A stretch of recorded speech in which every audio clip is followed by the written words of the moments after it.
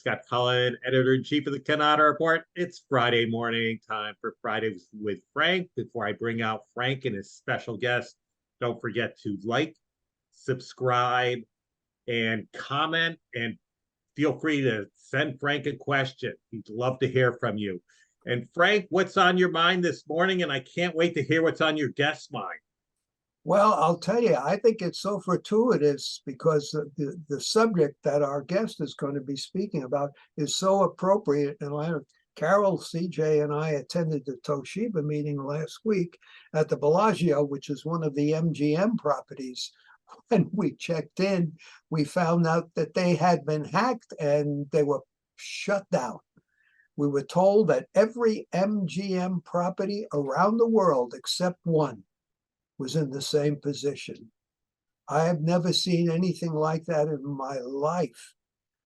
Fortunately, Toshiba, and they did a great job, set us up so that we could, the guests for the dealer meeting, and there were 800 people at that meeting, could set up privately. So it only took CJ and I to get our rooms, maybe 20, 25 minutes.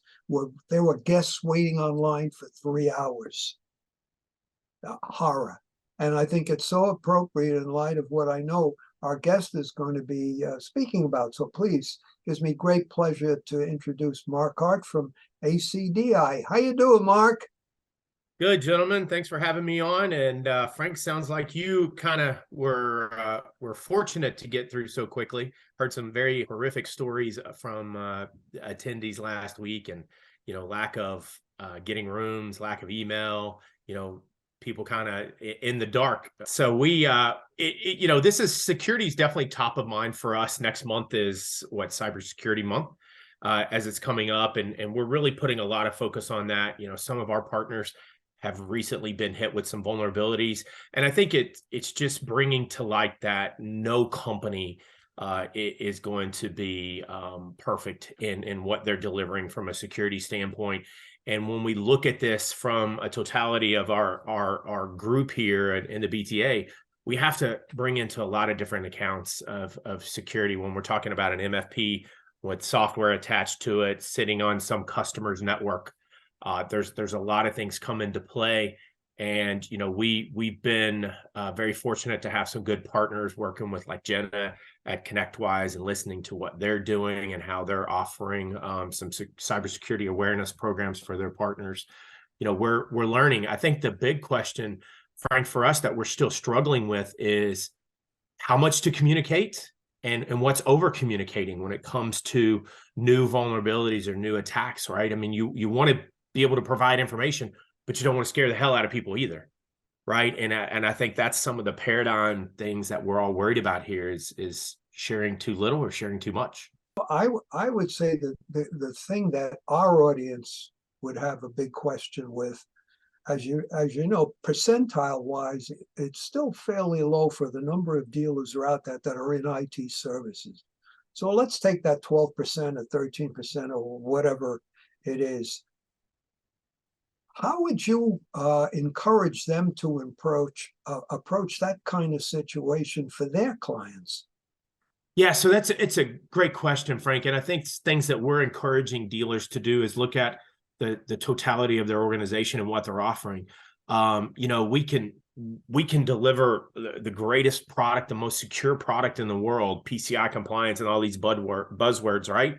But if the dealer, along with their customers, don't roll it out effectively, if they're not keeping things updated all the time, right, with software updates, with new ways of keeping their antivirus loaded, then they're going to run into issues. So I think it's a constant awareness, a constant education when you're talking about cybersecurity, new things that are coming up. I think you've got to rely on your partners that are out there. Again, I'll go back to ConnectWise and what they're doing. We have to, as a group, we have to work together and figure out the best solutions on this. I don't think there's any one dealer that's perfect in what they can do and what they can offer. But I think that learning from each other and learning from the few out there that have been successful, right? You said the 10 to 12%, and there's a few name dealers that are doing a fantastic job. And what I love the most is they're willing to educate others. If you're out at some of our events that we're at, whether it's BTA and CDA or BPCA, these groups, we're all getting out here and talking about, you know, how to help out the whole group. And I think that that's what they've got to do. They got to look at it and say, what am I going to offer? If you're not going to offer it, you better partner up with somebody that can offer it, and you can have a solution back to your customer. Pretty much everything I read on the, you know, to keep abreast of the industry, particularly on the software side, they always say security, number one.